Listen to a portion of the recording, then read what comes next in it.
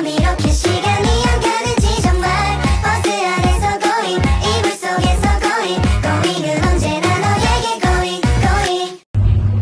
Assalamualaikum warahmatullahi wabarakatuh. Perkenalkan, saya Nirmala Yusuf dari kelas 1B Prodi D3 Kebidanan dengan NIM 751540123061. Di video kali ini saya akan menjelaskan anatomi fisiologi tentang sistem endoktrin. Sistem endoktrin merupakan sistem pengatur tubuh yang terdiri dari kelenjar-kelenjar endoktrin yang mengeluarkan bahan kimia. Sistem endoktrin ini terbagi menjadi 7 kelenjar seperti kelenjar hipofisis, tiroid, paratiroid, pankreas, timus, gonad, dan adrenal. Di video kali ini saya membahas 4 kelenjar saja. Yang pertama yaitu kelenjar hipofisis. Kelenjar hipofisis atau pituitari juga disebut sebagai master of gland atau sebagai kelenjar pengendali karena menghasilkan bermacam-macam hormon yang mengatur berbagai kegiatan kelenjar lainnya. Kelenjar hipofisis ini berdiameter sekitar 1 cm dan terletak dalam suatu lekukan tulang pada dasar otak. Kelenjar hipofisis ini terbagi menjadi 2 lobus. Yang pertama lobus anterior yang menghasilkan beberapa macam hormon seperti prolaktin, dan yang kedua lobus posterior juga menghasilkan beberapa macam hormon seperti oksitosin.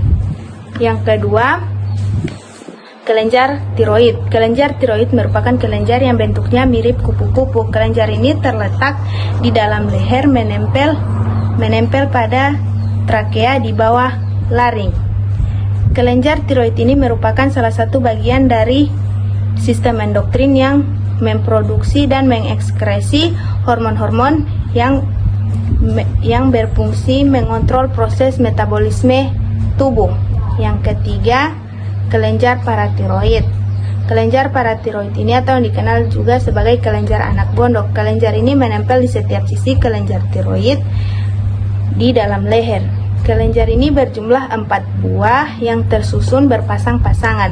Beberapa fungsi kelenjar paratiroid ini seperti yang pertama mengatur kalsium dari tulang ke dalam darah. Yang kedua, meningkatkan magnesium ke dalam darah. Yang ketiga, merangsang pembentukan vitamin D pada jantung. Yang keempat, yaitu kelenjar pankreas. Kelenjar pankreas ini juga disebut seperti yang mirip seperti struktur kelenjar anak luda. Kelenjar pankreas ini memiliki panjang kurang lebih 15 cm dan lebar 5 cm. Kelenjar ini terbentang dari duodenum hingga limfa yang beratnya 60 sampai 90 gram. Selain berfungsi sebagai penghasil enzim, kelenjar pankreas juga menghasilkan beberapa macam hormon